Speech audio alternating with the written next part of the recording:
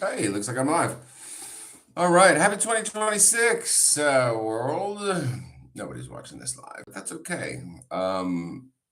This is the year that I build the community I have been dreaming of and needing for a long time. Um, but I want to start on this January 1st, 2026, with a question and a modest proposal.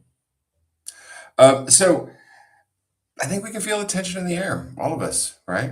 I mean, there's Ukraine and Nigeria and Myanmar and uh, catastrophic climate change is not going anywhere. The day keeps getting closer. But even Greta Thunberg is busy in Gaza. Meanwhile, we got AI and all these other technologies and whatnot. And it's the AI that I'm really concerned about today because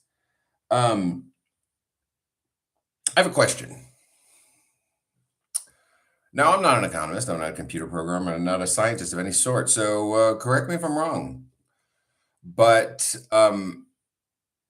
it seems to me that there's a pretty clear consensus, and you can even find, CEOs of major players in the AI space saying as much publicly. Conservatively, AI, in and of itself, as it evolves over the next decade or so, conservatively is anticipated to make 90% of current human labor redundant.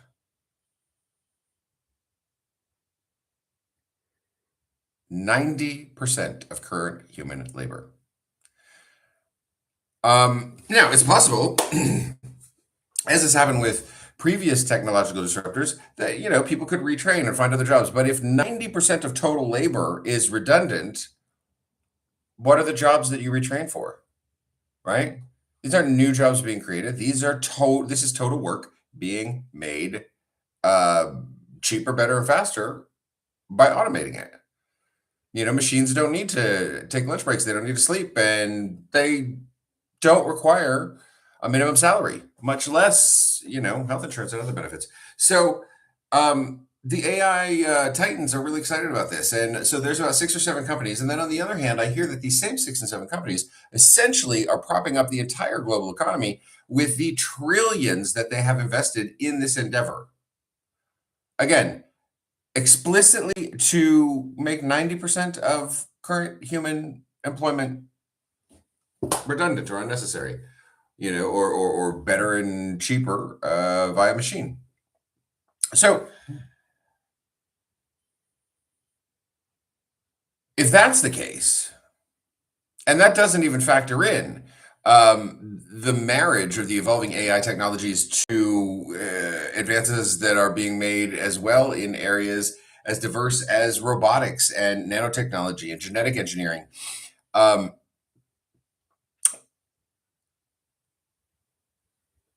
And then there's quantum computing, which is right around the corner.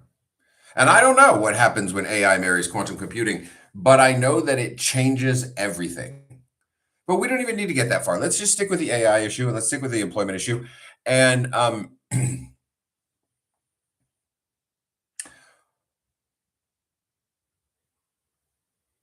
what I don't understand is this. If we are making a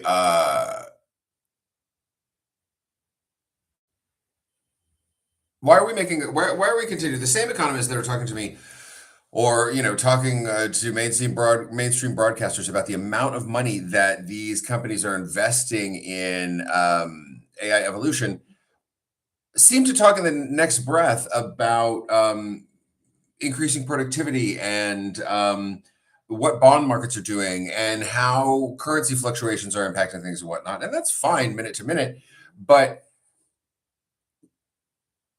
they're operating on stale, outdated paradigms, it seems to me, right?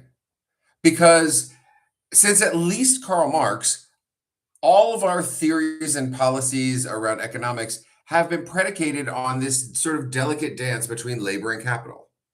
And so here we are on the cusp of capital making labor essentially irrelevant, right? Very, very quickly. And levels of unemployment that are unimaginable. I mean, if 90% of work has been automated, and again, that's conservative.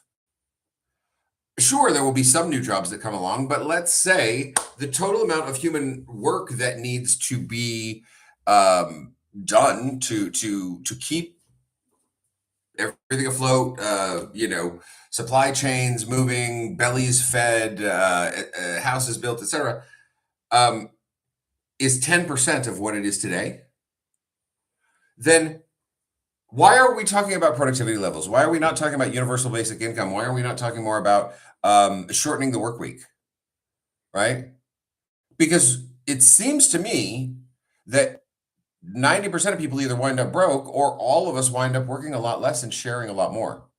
And that was the point that I wanted to get to, right? So this is my modest proposal. I'm very confused about the math here, because it seems that the goal is to upend everything we ever thought we knew about economics, i.e., capital making labor irrelevant. And yet we're still ascending everything by the same paradigm. Make it make sense. Make it make sense. But see, then I started thinking about something else because I'm like you. I'm not a specialist, right? But I use ChatGPT and Gemini and Claude, and these are large language models, right? Those are sort of front end, the baby AIs that we can see and play with now. There's a lot fancier stuff happening under the dashboard, but we don't get access to that. But even when we just work with ChatGPT, what has occurred to me is that or we work with agents, we work with bots, etc.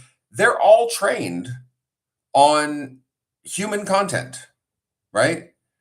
And sure, there are a few people around the world that are training AIs in different languages and whatnot. I've been recruited for that type of work. But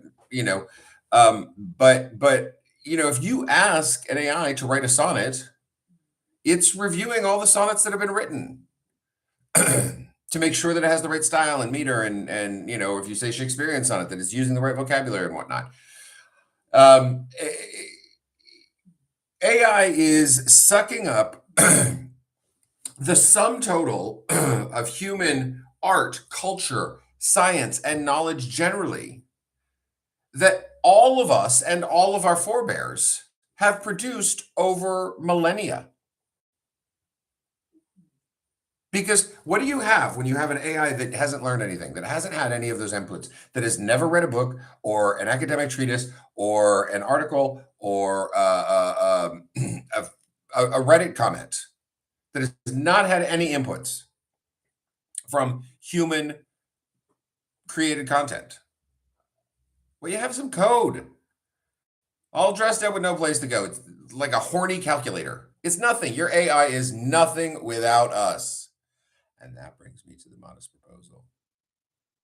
We are at risk of being replaced, made redundant, made irrelevant in an economic and a political system that is not even discussing how catastrophically transformative that could be. But it could also be very, very